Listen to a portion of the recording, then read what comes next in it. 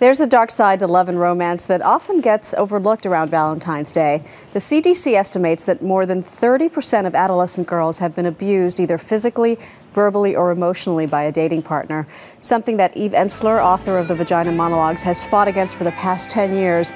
And it is just one of the topics addressed in her new book, which is called I Am an Emotional Creature. And Eve joins us this morning. Good morning. Good morning. I love this book. I have a daughter. Thank you. And I know that you wrote all these monologues about girls to kind of take us inside the minds of girls.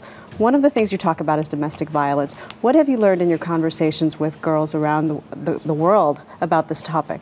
Well, it seems to me that there is much more violence going on in the teenage world than we thought, and that many more girls are getting beat up or slapped or kicked and violated in some essential way than we knew about.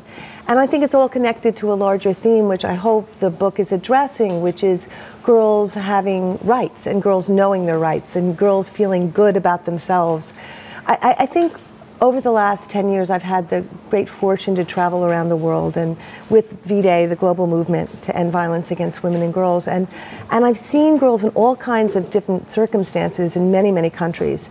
And I think if there's one theme that's kind of connecting them all, it's this mandate in every culture to please, to do what somebody else, whether it's the culture or the religion or parents or friends or boyfriends, want girls to do. To be a stereotypical girl. Right, or just to do what somebody else wants. Right. And I think staying in a violent relationship is about doing what the boy wants, not what you want.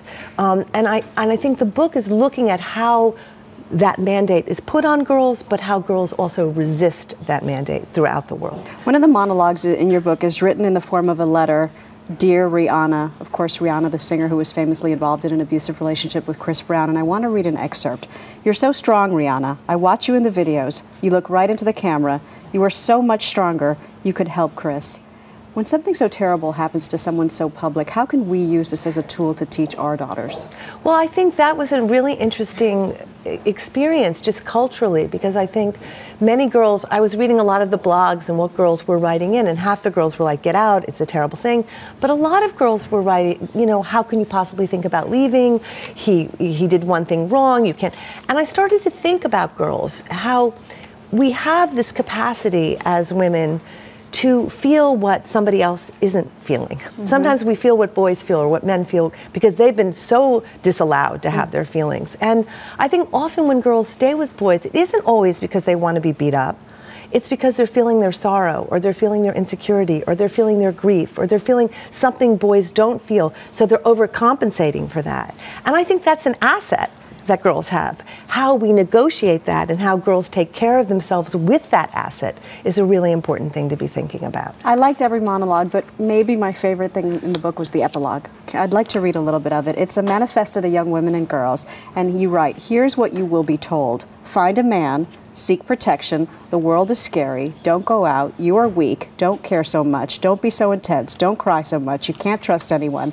And then you write what you're telling girls that they should be doing. Will you read it? Everyone's making everything up. There is no one in charge except for those who pretend to be. Always fight back, ask for it, say you want it, cherish your solitude, take trains by yourself to places you've never been, sleep out under the stars, and learn how to drive a stick shift. And it goes on and on. Thank you, Eve, for everything you do to empower young women. Thank you so much. This book goes a long way to that end, so please get it. I Am an Emotional Creature.